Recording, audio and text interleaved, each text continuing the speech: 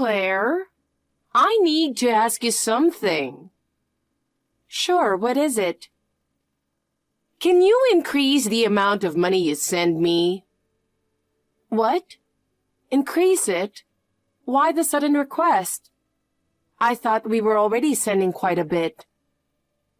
The reason doesn't matter. No, I need to know. I want to buy a game console for Joshua.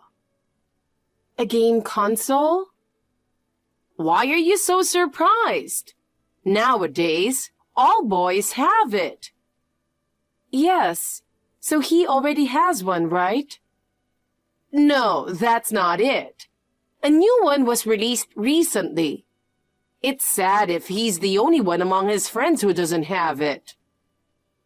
But Tina, we're already sending enough money. If he really wants it, his parents should buy it for him, or let him use his allowance. Oh dear, what are you even saying? Game consoles nowadays are super expensive. There's no way he can buy it with his allowance. Kelly and Rick are in the middle of raising him. They don't have extra money. I really want to buy it for him. It's heartbreaking if he gets bullied by his friends. But he's aiming for a pretty difficult high school, right? I think it's better not to encourage gaming right now. Are you saying it's okay for your nephew to feel miserable? That's not what I mean. I just think he should focus on his studies right now. It's a family's duty to make sure he doesn't feel left out, right? Geez, you're useless. Being the eldest son's wife, you should provide the money. I don't think it has anything to do with being the eldest son's wife. I'm sorry, but we can't increase the amount we send. We're also struggling with our budget.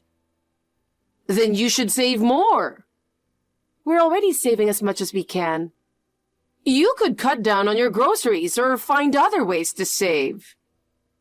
We can't save any more than we already are. The game console issue should be resolved by Kelly and Rick. How stingy you are. We need to think about our own lives too. Fine. I didn't expect much from you anyway, but this is just disappointing. Sorry, Tina.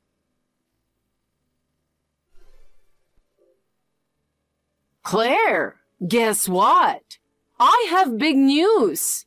Joshua is accepted to his first choice of high school. Congratulations, that's wonderful. He takes after Kelly. Such a smart kid. I'm really looking forward to his future. So, in the end, you didn't buy the game console, right? No, I didn't, because you were stingy. But it turned out well since he focused on his studies. Oh, hush. By the way, as a celebration gift, I need you to give Kelly and the family $5,000. Excuse me? Do you have a problem with that? When they bought their house, you gave them $10,000 as a housewarming gift. So $5,000 should be easy. That was because you insisted that we give at least that much. $5,000 for high school acceptance? That's insane. What are you talking about? It's normal for the eldest son's wife. It's actually on the low side. Kelly gave my son $20 when he started high school. Oh, she did give a gift. That's nice of her. There was no need to give anything to that incompetent kid of yours. Please don't speak badly about him. Why not? It's the truth. He's never smiled and has always been a gloomy, unlikable kid. That's just his personality. I know. Isn't it called a developmental disorder or something? Even so, I love him dearly. If Steve had married someone else, we wouldn't have had such a problematic child. What are you trying to say? I thought you'd have brilliant kids because your father is a doctor. But what a disappointment. I don't think we've caused you any trouble. We even send you a set amount every month. Of course you do. It's the duty of the children to take care of the mother. But Steve told me you have an inheritance from your late husband, right? That money was used up long ago. I heard he left a substantial amount. Shut up! It's rude to ask about your mother-in-law's savings. I was just curious. For a doctor's daughter, you're so cheap. Your clothes and lifestyle are so modest, it's embarrassing. We were never that wealthy. My father always taught me the importance of living modestly. Did you live in a nice apartment on the Upper East Side in New York? That was inherited from my grandfather. We weren't wealthy. Your father is a doctor. Of course your family is rich. Don't lie just because you don't want to send me more money. It's true. I want to give Joshua lots of allowance, and there are many things I need money for. You've never given Colin any allowance, have you? Quiet. I need the money you send us. We're barely managing with what we send you. We have to cut back on our expenses, especially to save up for Colin's education. He's preparing for college now. He doesn't need to go. That failure should just start working after high school. Geez, can't you ask Kelly to help out a bit? She doesn't seem to have money problems. I can't ask her to do that. But she always has the latest designer bags and buys new high-end clothes every season. I also heard they take vacations often. With such a luxurious lifestyle, can't they help with the financial burden a little? They'll need more money soon. Once Joshua starts high school, the cost will be enormous. We face the same situation. Don't compare your failure of a son to him. He's taking swimming and programming classes. The monthly education costs are staggering. We're also planning to hire a private tutor. At this rate, Kelly and Rick will be overwhelmed by education costs. But that's their choice. I don't see why we should bear the extra burden for their luxurious lifestyle. You wouldn't understand, but every parent wants the best education for their child. We're investing now so he can become a respectable adult in the future. I also want Colin to receive a good education. Pointless. Spending money on him is a waste. Joshua will undoubtedly grow up to be a respectable adult. Geez. It's natural to want to invest in a promising grandchild. Just follow my order and give the money to Kelly's family. Claire, do you have a moment? What is it, Tina? I'm so sorry about your father. Thank you. He was so healthy until recently. He suddenly collapsed and just like that. He was just turning 70. It's such a loss. I know, but cheer up. I'm overjoyed right now. What? Overjoyed? I mean, I get to live in a luxurious apartment in the city for free. Excuse me? Your father's apartment. The one on the Upper East Side that you inherited is now mine. My family will be moving in, so get ready. What are you talking about?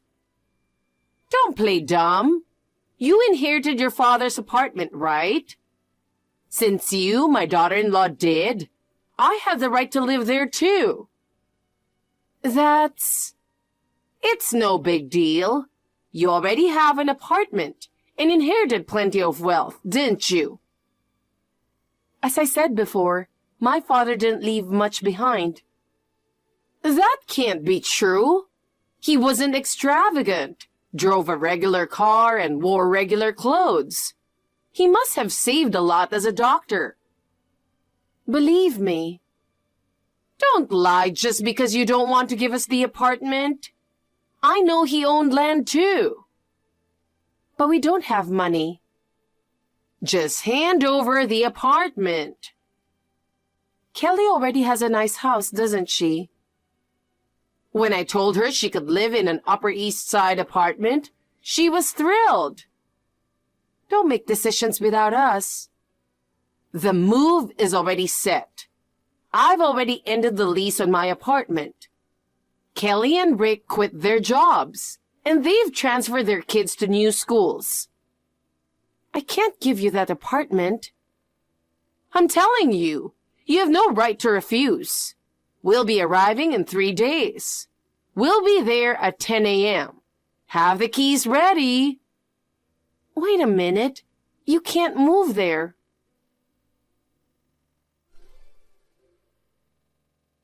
Hey, Claire.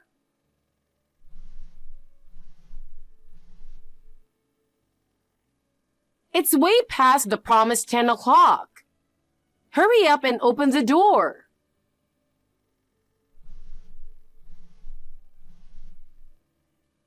Tina, are you? Yes, I'm standing in front of the apartment you inherited from your father. Are you seriously trying to move there? I told you, Kelly and Rick are here too. Open up quickly. The moving truck is waiting outside and we're in a bind. I told you, you can't. Just hurry up. Go back. The keys to that apartment can't be used anymore. What do you mean? I don't understand. If you keep stalling, I'll get the manager to force it open. You're determined to live in that apartment. Yes, we have the right. But it's going up for auction. What? I gave up all of my father's inheritance. What are you talking about? He didn't leave much money, and it was too difficult to maintain the apartment. What do you mean? He was a doctor. He must have left a lot of assets. He was a doctor and earned from leasing land, but most of that money was eaten up by the apartment's maintenance fees and taxes. No way! He preserved our ancestral land and wealth, but it became a heavy burden for our family. Before he died, he asked us to end it with his generation. So, that apartment really isn't yours? No, it's been auctioned off. How could you do that? We had no choice. We knew that inheriting his estate would only continue to increase our burden, so we gave it all up. This is unbelievable. We're starting a new life from now on. We want to live without the burdens of the past. What about us? I don't know. You'll have to figure it out yourselves. Wait a minute. What are we supposed to do now? We've already arranged the move. I'm sorry, but Kelly and Rick even sold their house. What? They did? Yes. They sold a $400,000 house for $250,000. Why did you go to such lengths to move? It was for Joshua. What do you mean? He was bullying his classmates so much that it became a big issue at his school. Bullying? What did he do? He ripped other kids' homework and put garbage in their lockers, causing a huge commotion at school. The counselors and teachers warned him, but it didn't help, and they were at their wits' end. I had no idea. The whole family is being ignored in our hometown, so we thought moving to the city would be best. Joshua has been spoiled rotten. What did you say? Colin is a failure. Actually, he got into medical school. What? And it's a state university, so it's not too expensive. We're relieved. You must be kidding. There's no way that idiot got into medical school. He's socially awkward and can't even talk to people properly. It's understandable you'd think that. He struggled with communication from a young age and didn't make friends easily. But he had plenty of time to focus on his studies. He loved science experiments since elementary school and turned their kitchen into a lab. In middle school, he spent every day at the library reading medical and biology books. He has an exceptional focus on specific subjects and dives deeply into what interests him. Oh, really? Yes. My late father saw a lot of himself in him. He was a passionate doctor, too. In high school, Colin was always at the top of his class, especially in biology, where he won national awards.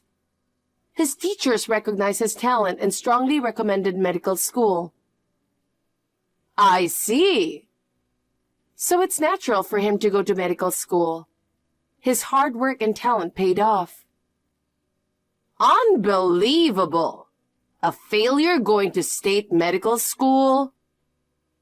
Thanks to him, we saved the college funds we had set aside and decided to buy a house in the suburbs. What? I always felt suffocated living in the city. Since his university is in the countryside, we're moving and building a house there. You never told me that. I hadn't mentioned it. Colin doesn't like the city much, so it's a good opportunity for our family. Who's going to take care of me in my old age? Your beloved Kelly and her family are there. She's always insisted she won't take care of me. I'm relying on you and Steve. She's quite self-centered. Also, Steve has a message for you. He's decided to stop all financial support. Why? You've always favored Kelly over him. Even though they're siblings, you've been discriminating against him. Despite that, he's been patient out of gratitude for raising him. But trying to take over the apartment I inherited, that was the last straw for him. Wait, what am I supposed to do if you stop the support? You could live with Kelly and her family. That way, you won't have to pay rent. No way! They are unemployed and in debt. They bought all those designer bags and still had debt? Yes! They couldn't keep up with the house payments, which is why they decided to sell it. That's what happens when you live beyond your means. This isn't how it was supposed to turn out. Having a lot of wealth doesn't guarantee happiness. I believe living modestly is far more fulfilling. Please help us. We've supported you as much as we could, but we've reached our limit. Don't say that. Do your best to support your unemployed daughter, her husband, and your grandson. But I'm already 68. I've used up my inheritance, and I can't survive on my pension alone. Then you'll have to work. I was supposed to have a rosy retirement in the New York apartment. The idea of working at my age is horrible. You're still young and energetic, so you'll be fine. I'm sure you can handle any kind of job, even physical labor. No, I won't do physical labor. Oh, I wanted to enjoy myself more while I still had the energy.